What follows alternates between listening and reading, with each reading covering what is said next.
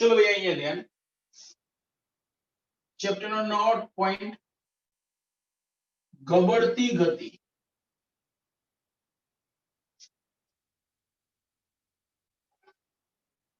ભાઈ ગબડતી ગતિ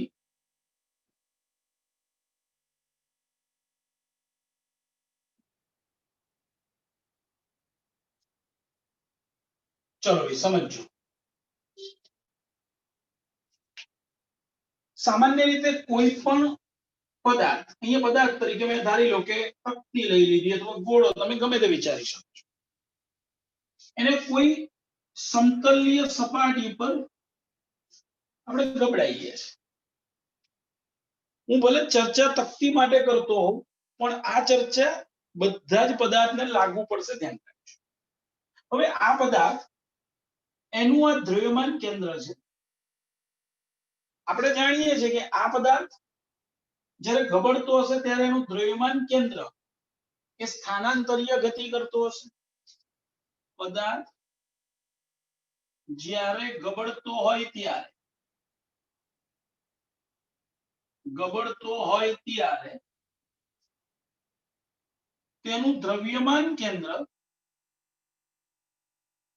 તેનું દ્રવ્યમાન કેન્દ્ર જે હું અહીંયા C વડે દર્શાવી દઉં સ્થાનાંતરીય ગતિ કરે છે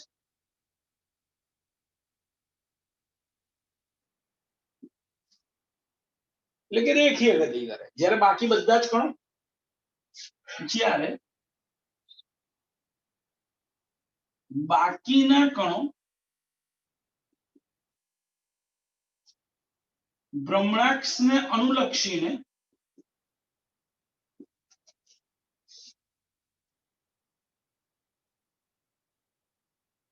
ચાક ગતિ કરે છે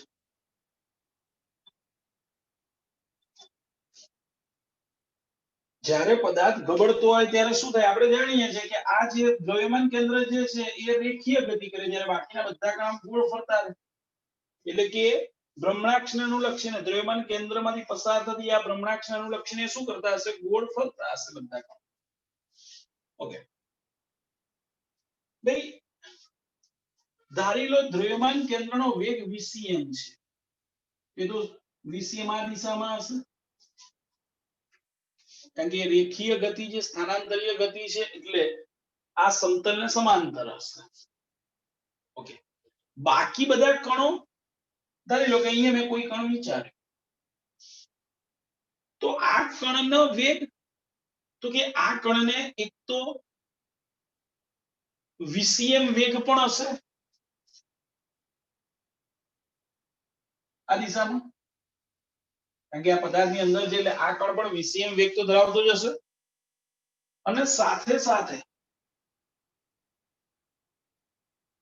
એનો ચાક ગતિને કારણે વેગ હશે ધારી લો કે v1 છે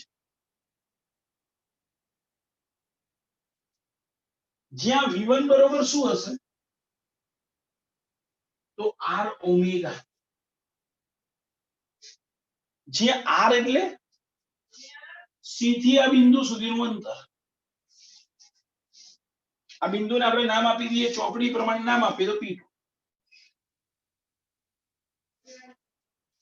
તો આ CP2 જે છે એ r થયું એના માટે અને ઓમેગા આપણે જાણીએ છીએ કે દરેક કણ જ્યારે ભ્રમણ કરતો હશે ત્યારે દરેક કણ માટે કોણીય ઝડપ ઓમેગા તો સમાન હશે માટે આપણે ઓમેગા 1 ઓમેગા 2 કહેવાની જરૂર નથી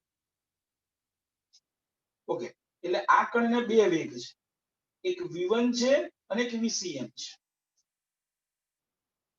આ બંને વેગની પરિણામી અસર કે કઈ જોવા મળશે સદી સરવાળાની રીતે સબાચો બનાવ્યો એ વેગ એ આ કણનો પરિણામી વેગ તરફ કહેવાય જેના બે ઘટકો હતા vcm અને v1 ઓકે ભાઈ એ પણ સ્પષ્ટ છે કે આ વેગ v1 ની દિશા vcm ને લંબ હશે ઓકે આ તો મેં કોની વાત કરી કે ભાઈ આ આખા પદાર્થમાં કોઈ બી કણ લીધો પણ જો હું કોઈ કણ જે તળિયાના સંપર્કમાં છે એને વિચારું, સમતલના સંપર્કમાં છે એને વિચારું તો એ કણને VCM જેટલો વેગ તો હશે જ. ઓકે, હવે જ્યારે એ સમતલ સપાટીના સંપર્કમાં છે માટે રિયલમાં તે ક્ષણ પૂરતો સ્થિર હોવો જોઈએ. તે ક્ષણ પૂરતો સ્થિર હોવો જોઈએ. હવે જો તે ક્ષણ પૂરતો સ્થિર ક્યારે હોય? જ્યારે એનો પરિણામી વેગ 0 થાય. ભાઈ પરિણામી વેગ 0 તો જ થાય કે એને આ દિશામાં, આ વેગ v1 જેમ આપણે કહેતા હતા એમ એને આ દિશામાં વેગ v1 હોવો જોઈએ, જેની કિંમત r ઓમેગા. આ બંનેના મૂલ્યો જો સમાન હશે તો આ કણનો પરિણામી વેગ 0 થશે. ધેટ મીન્સ VCM અને v1 સમાન. અહીંયા v1 ની જગ્યાએ આપણે v લખીએ, નહીં તો પાછું v1 અહીંયા પણ લખેલું એટલે બંને એક ના થઈ જાય તમારે, એટલે v લખો. હવે v ની કિંમત તો r શું છે? તો કે ભ્રમણાક્ષ થી તે બિંદુ સુધીનું લંબ અંતર. ભાઈ ભ્રમણાક્ષ થી તે બિંદુ સુધીનું લંબ અંતર આપણે જોઈએ તો ત્રિજ્યા થઈ ગઈ તકતી, એટલે r into that means તમને VCM ની કિંમત મળી r ઓમેગા u. સમતલ સપાટી પર r ત્રિજ્યા વાળી તકતી જ્યારે ગબડતી હતી તો એના દ્રવ્યમાન કેન્દ્રનો વેગ તમને મળી ગયો VCM બરોબર r ઓમેગા. બીજી વસ્તુ, જે કણ આ સમતલના સંપર્કમાં છે એનો પરિણામી વેગ 0, એનો પરિણામી વેગ 0, એને આપણે એક કામ કરીએ v ટોટલ લખીએ છીએ, એ 0 થશે. કેમ? VCM અને v એ બંને સમાન મૂલ્યના હોવા જોઈતા હતા, તો જ તે આ સંપર્કમાં હોય તો તે ક્ષણ પૂરતું સ્થિર કહી શકાય. ઓકે, એક્ઝેક્ટ એની વિરુદ્ધ દિશાના કણનો વિચાર કરો ને. આપણે આ કણનો વિચાર કર્યો, આને P0 નામ આપો ચોપડી પર, તો એક્ઝેક્ટ એની વિરુદ્ધ દિશાના કણને P1 નામ આપી દો, જો ઓપોઝિટ સાઈડ. તો જે ઓપોઝિટ સાઈડ જે છે એને r ઓમેગા આ દિશામાં આવશે, કારણ કે આ બંને પરસ્પર વિરુદ્ધ છે. જો વ્યાસાંત બિંદુઓ છે એટલે ભ્રમણ કરતા પદાર્થ માટે આ દિશામાં વેગ હોય તો એટલો જ વેગ એના આ તરફ હશે, r ઓમેગા. અને ઓલરેડી VCM તો આ દિશામાં છે જ, તો એનો વેગ શું થશે? VCM વત્તા v, એટલે P1 બિંદુ આગળનો વેગ VCM વત્તા r ઓમેગા. પણ આપણને તો ખબર છે r ઓમેગા એ જ VCM છે, એટલે 2VC અથવા 2r ઓમેગા. ધેટ મીન્સ આપણા મગજમાં ક્લિયર થાય કે કોઈ પણ પદાર્થ જ્યારે સમતલીય સપાટી પર ગબડતી હોય ત્યારે જે બિંદુ સમતલીય સપાટીના સંપર્કમાં હોય તેનો પરિણામી વેગ 0 હોય. એક્ઝેક્ટ એની ઓપોઝિટ સાઈડ એટલે ઉપરના ભાગમાં રહેલા કણનો વેગ એ 2VCM હોય અને આ દ્રવ્યમાન કેન્દ્રનો વેગ VCM બરોબર r ઓમેગા હોય. એ સિવાયના બાકીના કોઈ બી ઘટક કણ વિચારો, એને બે ઘટકો હોય, એક VCM અને બીજો V1 r ઓમેગા, જ્યાં r એ આ દ્રવ્યમાન કેન્દ્રથી તે બિંદુ સુધીનું લંબ અંતર દર્શાવે છે. એનો સ્થાન સદિશ પણ તમે એને ગણી શકો. બોલો, ક્લિયર છો ભાઈ? હા સર. બોલો ભાઈ, ખ્યાલ આવે? આ હતી ચર્ચા ગબડતી ગતિ. અહીંયા ગબડતી ગતિનો ટોપિક પૂરો. આપણા માટે આ યાદ રાખવાનું છે, ખાસ કરીને નીટ અને JEE ની એક્ઝામ માટે, કે VCM નું સૂત્ર r ઓમેગા હોય. નંબર 1 આ યાદ રાખવાનું છે. નંબર 2, જે સૌથી ઉપરનો કણ છે પદાર્થ આ દિશામાં ગતિ કરતો હશે તો તેનો વેગ આ દિશામાં હશે અને એનો વેગ VCM કરતા બમણો હોય. દ્રવ્યમાન કેન્દ્રના વેગ કરતા એનો વેગ બમણો હોય. આ આપણે યાદ રાખવાનું રહેશે. ક્લિયર? સામાન્ય રીતે આ ટોપિકમાં પરીક્ષામાં પ્રશ્નમાં પૂછાતો નથી ગબડતી ગતિ, પણ આ તમને પેલા MCQ માટે ખ્યાલ રહે માટે મેં ખાસ ચલાવ્યું કે ભાઈ આ સૌથી ઉપરનો જે કણ જે છે એનો વેગ એ તમને ખબર હોવી જોઈએ કે 2 VCM થાય.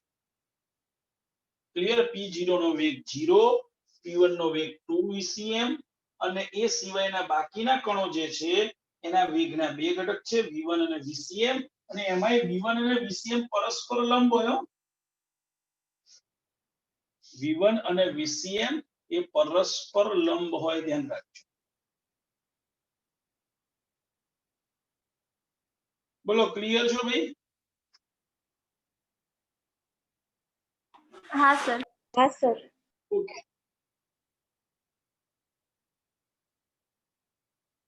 ચલો ભાઈ, ચેપ્ટર ના છેલ્લા પોઈન્ટ પર આવીએ. ગબડતી ગતિની ગતિ ઊર્જા. ગબડતી ગતિની ગતિ ઊર્જા.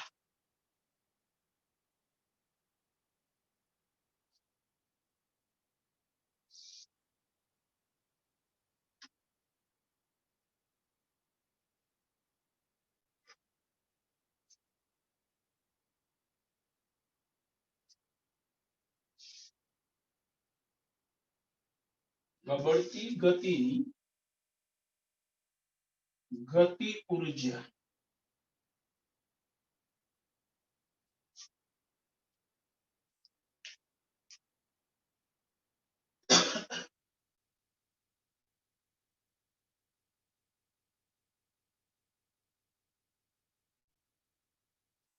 જો ભાઈ, કોઈ બી પદાર્થ જ્યારે સપાટી પર ગબડતી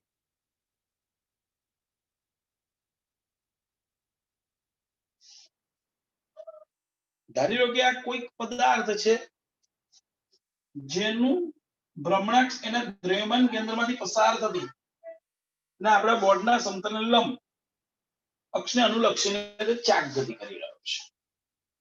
ત્યાં જે ભ્રમણ કરતો કરતો આગળ જઈ રહ્યો છે. એનો અર્થ આ પદાર્થ બે પ્રકારની ગતિ ધરાવી રહ્યો છે. એક સ્થાનાંતરીય ગતિ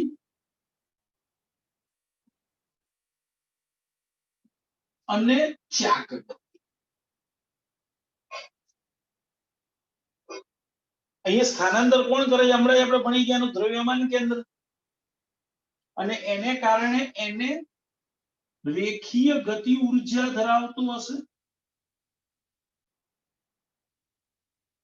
શું રેખીય ગતિ ઊર્જાનું સૂત્ર તો કે હાફ mv². જો આ પદાર્થ v જેટલા વેગથી ગતિ કરતો હોય તો vcm ની જગ્યાએ આપણે એને v બોલીએ તો હાફ mv², જ્યાં v એ બીજું કંઈ જ નથી, દ્રવ્યમાન કેન્દ્રનો વેગ જ કહેવાય. પ્લસ ભાઈ એની ચાક ગતિ ઊર્જા. હવે આપણને ખબર છે ચાક ગતિ ઊર્જાનું સૂત્ર હાફ I ω². હાફ I ω², જે પદાર્થની કુલ ગતિ ઊર્જા દર્શાવે. જે પદાર્થની કુલ ગતિ ઊર્જા દર્શાવે, ગબડતા પદાર્થની ગતિ ઊર્જા. That means ગબડતા પદાર્થની કુલ ગતિ ઊર્જા k = હાફ mv² વત્તા હાફ I ω². પણ I તો આપણને ખબર છે I = mk², જ્યાં k ચક્રાવર્તન ત્રિજ્યા અને ઓમેગા બરોબર આપણને ખબર છે v/r, કારણ કે v = ઓમેગા. આપણે હમણાં જ ભણી ગયા v = ઓમેગા, vcm = ઓમેગા, એવું આપણે ભણ્યા હતા.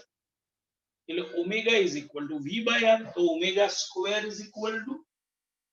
v²/r².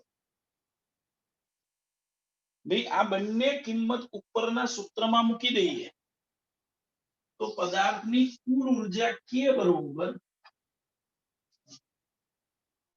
હાફ mv²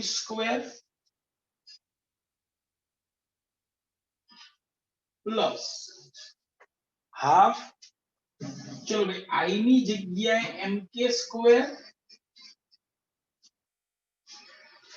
અને ω² ની જગ્યાએ v²/r².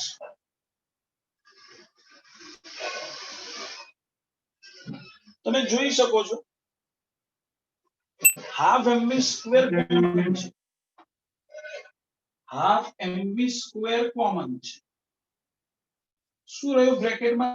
તો કે 1 plus a square by r, જ્યાં k ચક્રાવર્તન ત્રિજ્યા છે, આ કુલ ગતિ ઉર્જા. તથા કુલ ગતિ ઉર્જાનું સૂત્ર મળ્યું આપણને, k is equal to half mv square plus into bracket 1 plus k square by r square.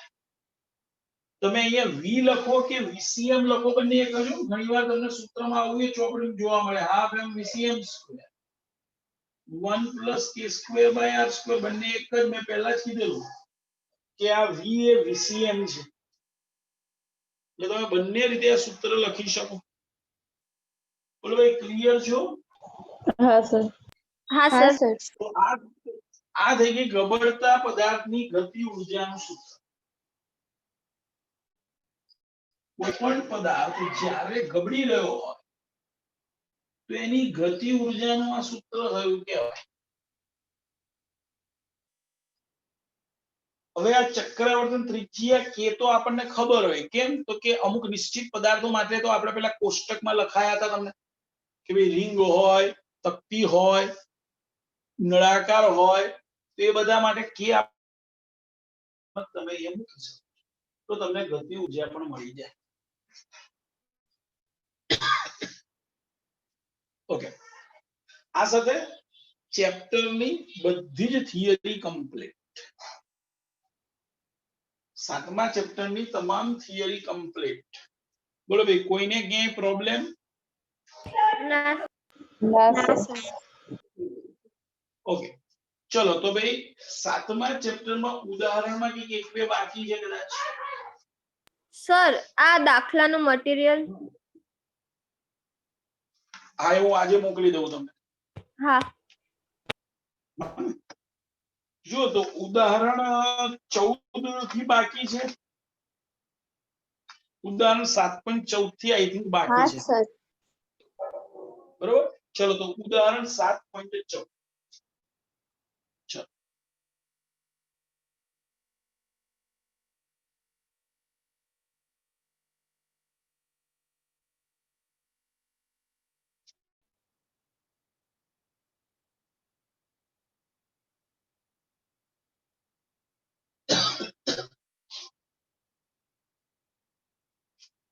चलो भाई, उदाहरण 7.14.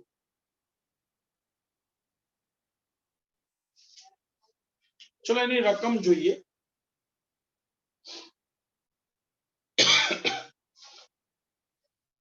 એક મોટરના પૈડાની કોણીય ઝડપ 16 સેકન્ડમાં 1200 આરપીએમ થી 3120 આરપીએમ સુધી વધે છે.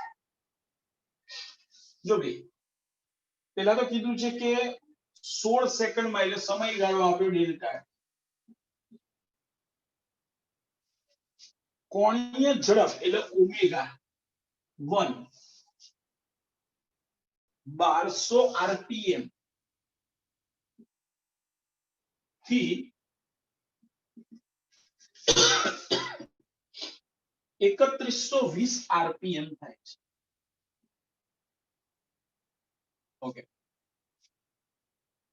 તો કોણીય પ્રવેગ નિયમિત છે તેમ ધારતા તેની કોણીય પ્રવેગ કેટલો હશે? એટલે આપણે કહી દીધું છે કે ભાઈ કોણીય પ્રવેગ અચળ છે, તો આલ્ફા નું મૂલ્ય શું હશે? આ સમય દરમિયાન એન્જિન કેટલા પરિભ્રમણ કરે છે? ભાઈ, પરિભ્રમણની સંખ્યા, પરિભ્રમણની સંખ્યા પણ શોધવાની છે. ચલો ભાઈ, શરૂઆત કરીએ.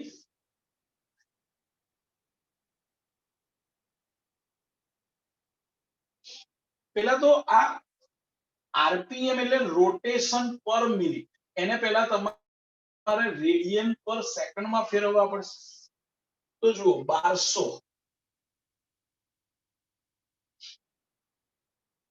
રોટેશન માંથી રેડિયનમાં ફેરવો તો 2π વડે ગુણવા પડે, એટલે ગુણ્યા 2π. અને મિનિટની જગ્યાએ સેકન્ડ એટલે આ 60 રેડિયન પર સેકન્ડ. આ 60 દુ 120 એટલે 20 ગુણ્યા 2 40 પાઈ રેડિયન પર સેકન્ડ આ આપણને મળ્યું. પછી ઓમેગા 2 3120 ગુણ્યા 2 પાઈ ભાગ્યા 60. ચલો યાર જીરો તો ગયા. આ 6 35 ને 6 દુ 12 ભાઈ 52 ગુણ્યા 2 પાઈ that means 104 પાઈ રેડિયન પર સેકન્ડ. ચલો તો આલ્ફા શોધવું છે. આપણને સૂત્ર ખબર છે આલ્ફા. શું સૂત્ર છે ભાઈ? Alpha is equal to delta omega by delta T. આવું સૂત્ર. ચલો ભાઈ ડેલ્ટા ઓમેગા શું લઈશું? તો કે ઓમેગા 2 માઈનસ ઓમેગા 1 ભાગ્યા ડેલ્ટા ટી. ચલો ભાઈ ઓમેગા 2 માઈનસ ઓમેગા 1 તો ઓમેગા 2 છે 104 પાઈ માઈનસ ઓમેગા 1 છે 40 પાઈ અને ડેલ્ટા ટી 16 સેકન્ડ આપેલા છે. ચલો હવે 104 માંથી 4 ગયા that means 104 માંથી 40 ગયા એટલે 64 પાઈ ભાગ્યા 16 that means 4 પાઈ. તો આલ્ફા મળી ગયો 4 પાઈ રેડિયન પર સેકન્ડ સ્ક્વેર. તમે પાઈ ની કિંમત મૂકો તો ચાલે. 4 ગુણ્યા 3.14 રેડિયન પર સેકન્ડ સ્ક્વેર ભાઈ 12.56 રેડિયન પર સેકન્ડ સ્ક્વેર. લો પહેલો જવાબ તો મળી ગયો. ચલો કોણીય પ્રવેગ તો મળી ગયો. હજી આપણને આલ્ફા શોધવાનો સોરી ભ્રમણની સંખ્યા શોધવાની કીધી. હવે ભ્રમણની સંખ્યા શોધવા શું કરીશું? તો ભ્રમણની સંખ્યા શોધવા માટે સૌથી પહેલા આપણે કોણીય સ્થાન થીટા શોધી નાખીશું અને કોણીય સ્થાન પરથી ભ્રમણની સંખ્યા તરફ જઈશું. એટલે ચલો સૌથી પહેલું કામ કરું છું.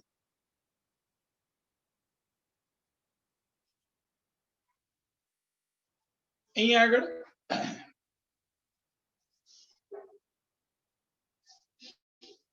થીટા શોધવા માટે આપણી જોડે સૂત્ર છે ભાઈ 2 આલ્ફા થીટા બરોબર omega square minus omega 0 square. એટલે મેં લખી નાખ્યું 2 આલ્ફા થીટા બરોબર omega 2 square minus omega 1 square. ચલો 2m ના m આલ્ફા કાં તો 12.56 લખો અથવા 4 પાઈ લખો તો 4 પાઈ લખું છું. થીટા શોધવાના છે. Omega 2 square minus omega 1 square બે ઓમેગા 104 પાઈ નો વર્ગ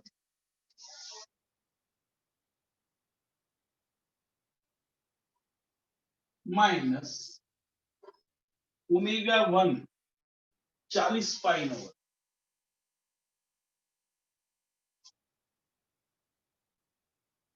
That means theta is equal to चलो भाई आ a square minus b square into a square minus b square એટલે a minus b અને a plus b કરી દેવાય. ચલો a minus b કરું તો 104 માંથી 40 ગયા એટલે 64 પાઈ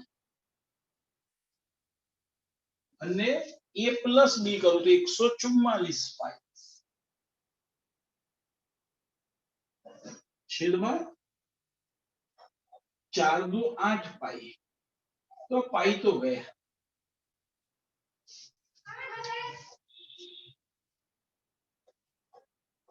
હવે 78 64 that means શું આવ્યું 8 પાઈ ગુણ્યા 144 તો આને 8 ને 144 સાથે ગુણી નાખીએ તો 8 ચોક 32, 32 ને 3 35 અને 8 ને 3 11, 1152 પાઈ રેડિયન. થીટા 1152 પાઈ રેડિયન. ચલો ભાઈ થીટા મળી ગયા આપણને, પણ આપણે થીટા નથી શોધવાના, આપણે તો પરિભ્રમણની સંખ્યા માંગીએ. તો મને એટલી ખબર પડે એક પરિભ્રમણ થાય તો 2π રેડિયન જેટલું કોણાવર્તન થયું કહેવાય. તો જો 2π વડે ભાગી નાખું તો મને પરિભ્રમણની સંખ્યા મળે. માટે પરિભ્રમણની સંખ્યા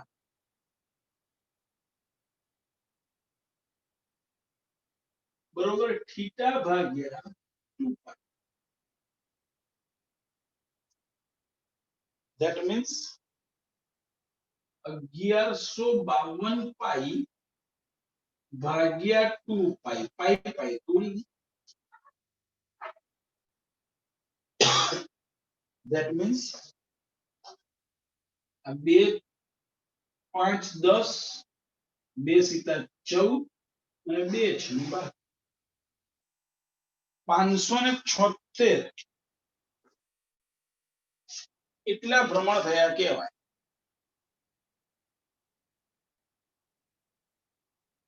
બે ખ્યાલ આવ્યો છે કઈ રીતે આ પરિભ્રમણની સંખ્યા શોધી? મેં તમને એટલું ખબર પડવી જોઈએ કે ભાઈ 2π રેડિયન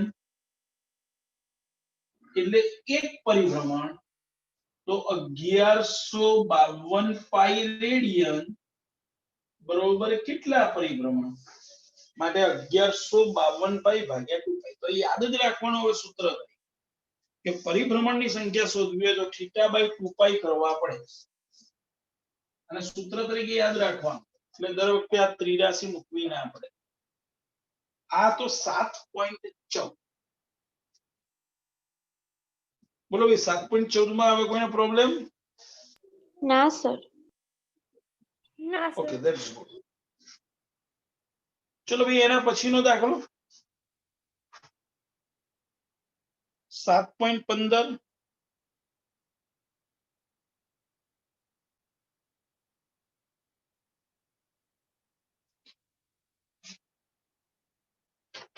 ચલો 7.15.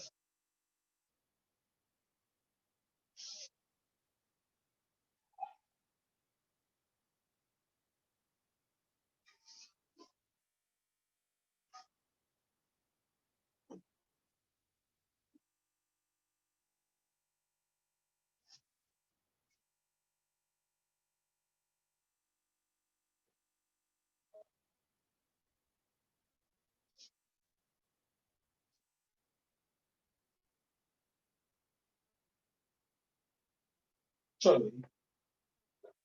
અવગણ્ય દ્રવ્યમાનની એક દોરીને 20 કિલોગ્રામ દળ અને 20 સેન્ટીમીટર ત્રિજ્યાના ફ્લાયવ્હીલના કોર પર વીંટાળેલ છે. જો ભાઈ અહીંયા આગળ આપણે ફ્લાયવ્હીલ એટલે તકતી કહેવાય. આ ત્રિજ્યા વાળી 20 કિલોગ્રામ દળ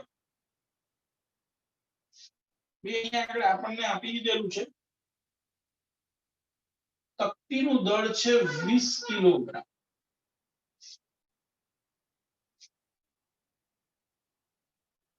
અને તેની ત્રિજ્યા છે 20 સેન્ટીમીટર, એટલે આપણે 0.2 મીટર કહી દઈએ. 20 ભાગ્યા 100. હવે આકૃતિમાં બતાવ્યા પ્રમાણે દોરી પર 25 ન્યૂટન જેટલું અચળ ખેંચાણ બળ લગાડવામાં આવે છે. 25 ન્યૂટન બળ ખેંચાણ બળ તરીકે લગાડીએ છીએ. આ ફ્લાયવ્હીલ ઘર્ષણ રહિત બેરિંગ્સ પર એક સમક્ષિતિજ અક્ષ પર જડેલ છે. તો વ્હીલના કોણીય પ્રવેગની ગણતરી કરો. જો આમાં આપણને આકૃતિ આપેલી છે, એટલે પહેલા તો આકૃતિ સમજી લઈએ કે ભાઈ આ ફ્લાયવ્હીલ છે એટલે કે તકતી છે.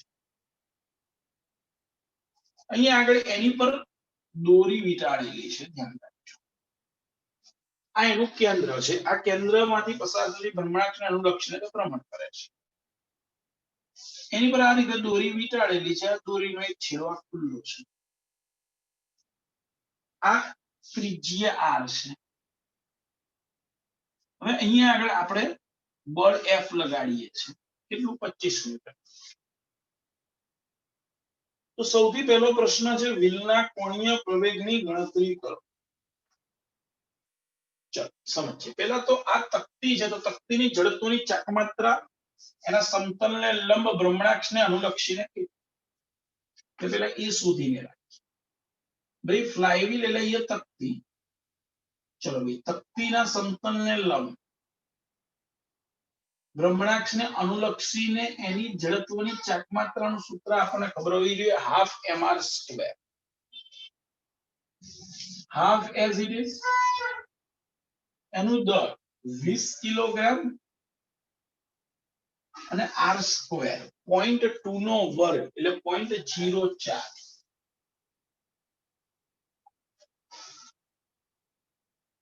That means 0.4 kilogram metre square. પેલા તો મેં જડત્વની ચાકમાત્રા શોધીને તૈયાર રાખ. હવે આપણે એ કોણીય પ્રવેગ શોધવો છે.